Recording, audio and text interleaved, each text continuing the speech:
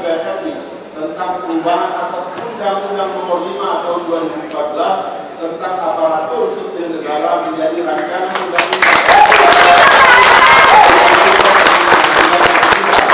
Oleh karena itu, untuk keperluan tersebut, Sekretariat Jenderal DPR RI telah menyampaikan daftar nama-nama juru bicara masing-masing fraksi yang akan menyampaikan pandangan fraksinya dengan urutan secara bergiliran sebagai berikut. Yang pertama, Insinyur Hendro Hermono MBA A369 jurubicara fraksi Partai Gerindra. Yang kedua, saudara yang terhormat Fatihul Umam Wiranto MHU A426 sebagai jurubicara fraksi Partai Demokrat. Yang ketiga, saudari Ami Amalia Fatma Surya SHMKM A483 jurubicara fraksi Partai Amanat Nasional. Saudara yang terhormat Haji Yanwar Hakim MSI anggota A049 jurubicara fraksi Partai Kebangkitan Bangsa. Saudara Dr. Andes Haji Adam Derajatun nomor A097 jurubicara fraksi Partai Keadilan Sejahtera. Yang terhormat saudara Haji Muhammad Aditya Mufti Alifin SH A539 jurubicara fraksi Partai Persatuan Pembangunan. Yang terhormat saudara Profesor Dr. Bahtiar Ali MA A01 sebagai jurubicara fraksi Partai Nasdem. Saudara yang terhormat Haji Dadang Musdiana SI MSI A551 jurubicara fraksi Partai Hanura. Yang terhormat saudara Riko Diakutaloka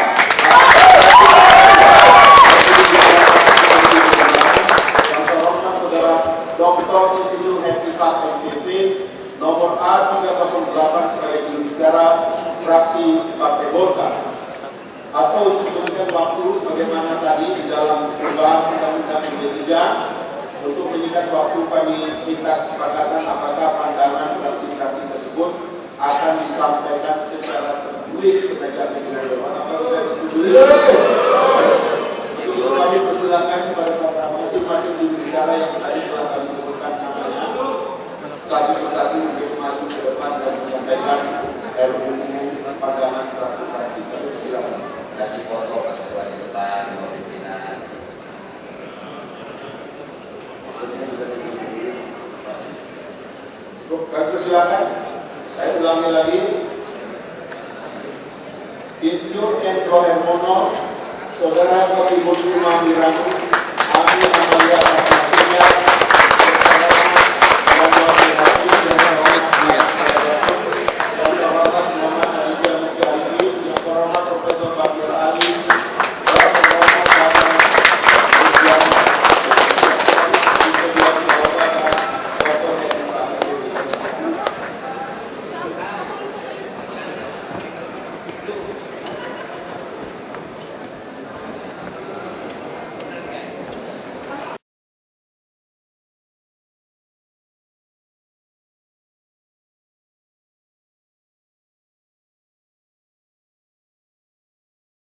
menjadi pegawai. Ini adalah dampak dari perilaku hampir, saya katakan kata banyak saja, banyak calon kepala daerah dulu yang membohongi mereka dan kemudian direkrut kayak calon PNS dan kemudian dijadikan. Inilah tempat ini. Tapi ada hal yang harus saya sampaikan kepada kita di tempat ini. Tapi kalau yang kedua bahwa saya menyatakan tadi bahwa saya setuju negara bertanggung jawab atas mereka. Cuma ada hal yang harus saya sampaikan di tempat ini begini. Pertama, negara atas kebijakan ini akan mengangkat 439.000 tenaga honor K2. Saya ingin memberitahu bahwa risiko dari negara untuk membayar gajinya total sekitar 23 triliun per tahun. Angka 23 triliun itu tentu saja bukan persoalan mudah bagi kita di sini. Apalagi Menteri Keuangan telah memotong anggaran tahun lalu yang 133 triliun, kita bisa membayangkan bagaimana beratnya beban anggaran kita. Yang kedua adalah di luar dari itu ada 1 juta tenaga honorer pula yang harus diangkat. Kalau kemudian sudah dilakukan maka APBD daerah akan terserap 50%. Kita bisa bayangkan berapa beratnya. Yang saya maksud sebenarnya pimpinan di sini adalah bahwa kemudian kita peduli kepada nasib rekan dua itu iya. Saya sudah mengatakan sejak awal sikap saya dan sikap mereka saya. Tetapi pertanyaannya adalah harus ada penjelasan pula secara logis dari kita dan dari pemerintah dari mana uang itu. Jangan sampai mereka berharap dibayar gajinya atau kemudian ternyata tidak, maka tentu saja menjadi sebuah persoalan. Hanya ini yang saya ingin sampaikan kepada pimpinan. Terima kasih. Terima kasih Pak Bas. Saya perlu ngasih pengumuman sedikit soal dulu ini biar apa? Karena nanti sistem kita ini digital. Begitu kita bicara nama kita, dapil kita dan fraksi kita muncul di layar TV. Jadi kalau yang duduk di tempat orang lain nanti otomatis TV-nya salah bukti. Dan bukti dapil dan fraksinya kan. Jadi kalau kita sudah disediakan makasih kita bisa membaca supaya masyarakat juga salah baca. Tadi Pak Profesor membaca pasal ini sudah 7 orang sudah mundurkan diri sama BPKN. Itu aja sekedar pengumuman biar mulai pekan berikutnya kita duduk kita. Selanjutnya Ibu Elviana mau instruksi. Terima kasih pimpinan. Assalamualaikum warahmatullahi wabarakatuh. Bapak pimpinan dan Bapak Ibu anggota DPR saya hormati, saya Elviana, P3 kategori nomor anggotaan 411. Bapak Ibu yang saya hormati, bangga dan senang hari ini seluruh tenaga honorer, bukan hanya guru Bapak pimpinan, menaruh harapan besar pada kita anggota DPR hari ini mau merevisi undang-undang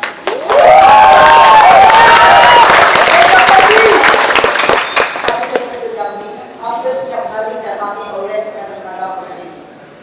Namun pimpinan, jika seandainya tidak semua dari mereka nanti bisa diangkat menjadi PNS, kami mohon paling perlu yang seperti ini, mohon agar ada khusus, wakil khusus terhadap tenaga kesehatan, tenaga bidan perawat pimpinan. Mereka kuliah dengan biaya yang sangat besar.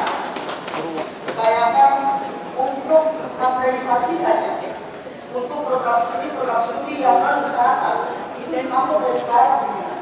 Sementara program studi pidana, kesehatan, akreditasi dan bebankan kepada mahasiswa melalui lembaga akreditasi tadi. Serta mereka ramah, mereka akan mendapatkan 100.000, 200.000, dan kadang-kadang tidak ada. Jadi siap-siap juga negara kita akan krisis tenaga kesehatan. Masyarakat akan malas menitipkan pendidikan anak-anak yang ke sekolah bidan perawat. Sementara data nasional bidan perawat sangat kurang. Oleh sebab itu, di samping hari ini kita memikirkan nasib tenaga honorer yang akan di PNS, lalu pimpinan saya mohon kepada kementerian terkait, kepada Komnas untuk berencana dan merancang peraturan yang khusus terhadap tenaga kesehatan ini. Demikian pimpinan, terima kasih.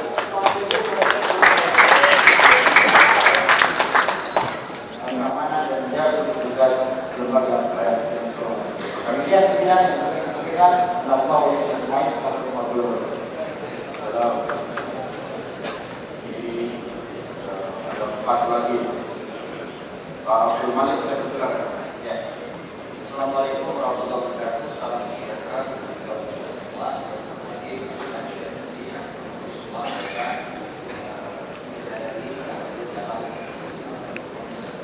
pimpinan yang saya hormati, saya Pak Ibrahim dari Dapil 2 Provinsi Papua.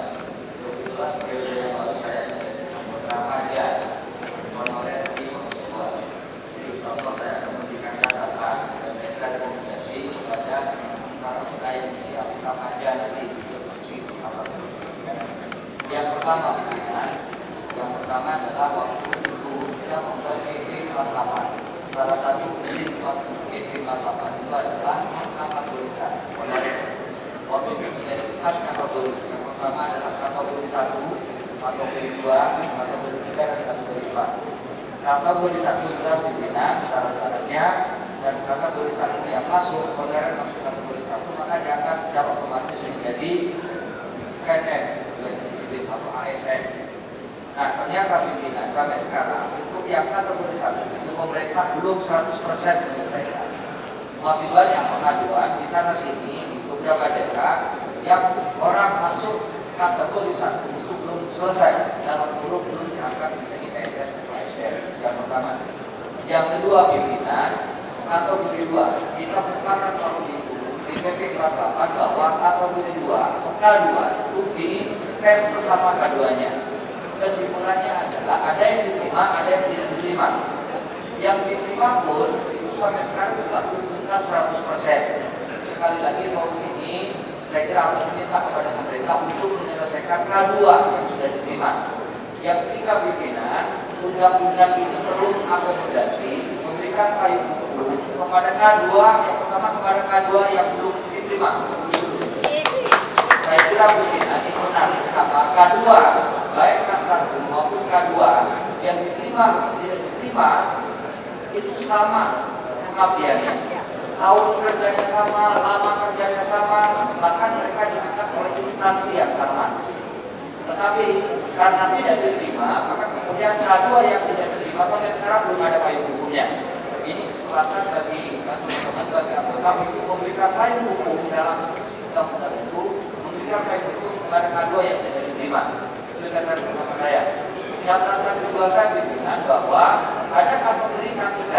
Bedanya sebetulnya K3, K2 dan K1 itu adalah pengangkatnya berbeda. Kalau K1, K2 itu diangkat oleh pejabat yang berwenang, maka K3 dan K4 tidak diangkat oleh pejabat yang tidak berwenang. Yang disebut pejabat berwenang itu bisa bupati, bisa kepala daerah atau jabatan di atasnya. Padahal pimpinan baik K3, K4 maupun dengan K1 dan K2 itu sekali lagi tahun diangkatnya sama. Ya, yang ketiga pengabdiannya sama. Karena itu saya minta bahwa undang-undang revisi ASN ini harus memberikan payung hukum kepada K3 untuk diangkat menjadi PNS. Terakhir pimpinan bahwa ada K4. K4 itu sebetulnya beda tipis dengan K3. Ya. Dan menurut saya sebetulnya bisa pemerintah mengangkat juga kategori 4. Kategori 4. Karena itu pimpinan sekali lagi menurut saya yang harus direvisi, yang harus dicantumkan dalam revisi ASN itu adalah yang pertama pasti revisi itu memberikan payung hukum pengangkatan kepada K2 yang tidak diterima. Kedua adalah revisi harus memberikan payung hukum kepada K3 dan K4. Itu baru memberikan revisi. Terakhir pimpinan, masalah penggunaan anggaran, saya kira itu lalu lama. Pemerintah dari dulu selalu kemudian menjaga keseimbangan anggaran. Padahal sekali lagi baik K1 maupun K4 semuanya punya pengabdian, semuanya punya kontribusi untuk mengajar dan untuk pengabdian kepada pemerintah. Terutama K1 maupun K4 yang menjadi guru ataupun menjadi penyuluh kami maupun penyuluh agama di beberapa daerah. Menurut saya inilah momentum kita semua fraksi untuk bersepakat agar sekali lagi semua kategori dan honorer itu harus diberikan payung hukum dan diangkat sebagai PNS oleh negara ini. Terima kasih. Baik, yang terakhir saya harap kita menutup dengan instruksi dari Ibu Direktur Lokal juga itu sekaligus mewakili salah seorang direktur. Kami persilakan Ibu Direktur. Terima kasih pimpinan. Assalamualaikum warahmatullahi wabarakatuh. Salam sejahtera bagi kita semua. Pertama kali saya ingin mengucapkan terima kasih kepada pimpinan dan seluruh anggota DPR RI yang pada hari ini telah menyepakati revisi Undang-Undang ASN sebagai RUU inisiatif DPR. Kami mengerti ada beberapa masukan yang itu tentu saja tidak akan berhenti pada hari ini karena dalam mekanisme pembuatan undang-undang masih ada mekanisme yang panjang yang harus kita tempuh untuk menyelesaikan revisi ini menjadi undang-undang. Oleh karena itu, saya berharap juga tidak ada aura untuk dalam tanda kutip menakut-nakuti bahwa ini adalah persoalan beban keuangan negara dan sebagainya. Sidang paripurna yang kami muliakan, bahwa kita datang dipilih oleh rakyat, bahwa ini adalah persoalan bukan persoalan orang per orang, ini adalah persoalan mereka yang tersebar di seluruh Indonesia yang bekerja di garda-garda terdepan di bidang kesehatan, di bidang pendidikan, penyuluh pertanian, perikanan, dan juga termasuk inseminator yang selama ini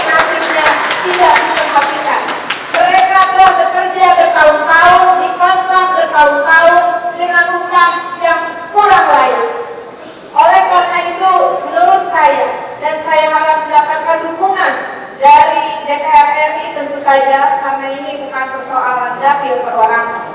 Kita anggota DPR yang telah dipilih oleh rakyat.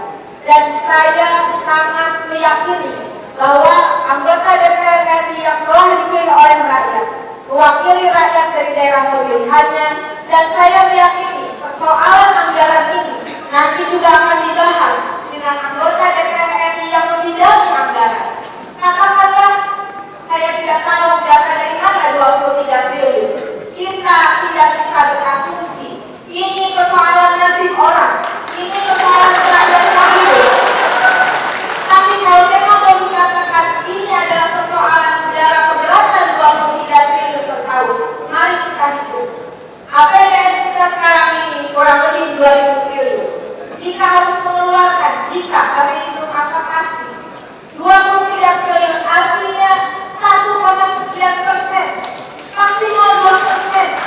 Apakah negara tidak ingin memberikan 2% kepada mereka yang bekerja di garda-garda terdepan dan mereka yang menjalankan program pemerintahan di garda terdepan?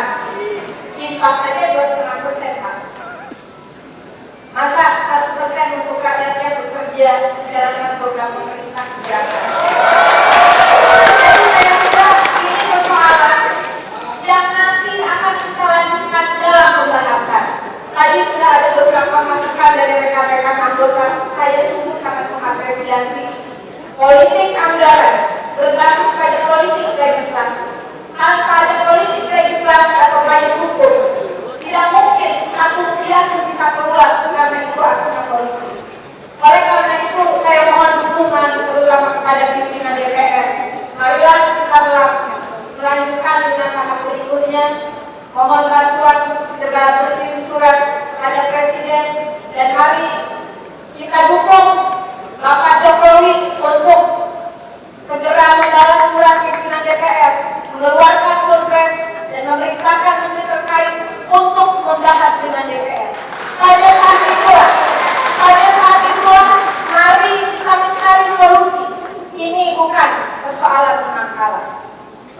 Persoalan rakyat bukan persoalan menang kalah. Oleh karena itu, saya mohon dukungan dari seluruh anggota DPR RI, dan sekali lagi saya mengucapkan terima kasih atas nama honorer, apapun statusnya itu, pegawai tidak tetap dari negara yang telah mengabdi pada negara. Saya mohon dukungan dan terima kasih kepada DPR RI. Terima kasih. Wassalamualaikum warahmatullahi wabarakatuh.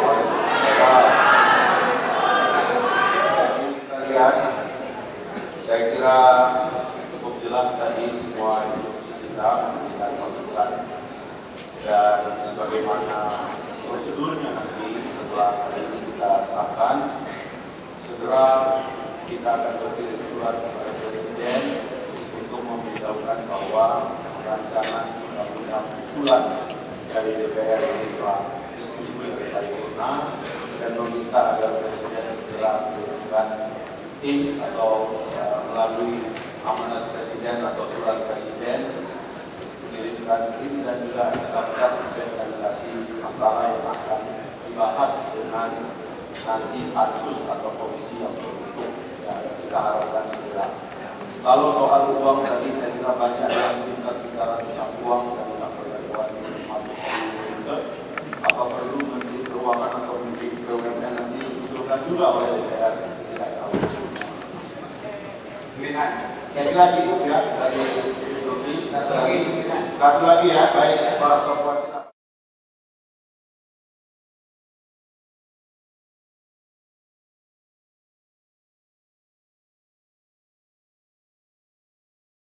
Bapak Ibu sekalian, saya mohon waktu untuk kita selesai dulu biar yang penonton ini jangan banyak kesalahan karena buku itu belum disahkan. Jadi kita masuk ke sini dulu, habis ini kita instruksi dilanjutkan ya.